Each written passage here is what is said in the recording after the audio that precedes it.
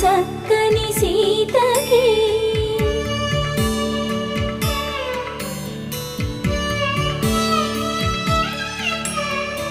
ఎర్ర జాబిలి చేయి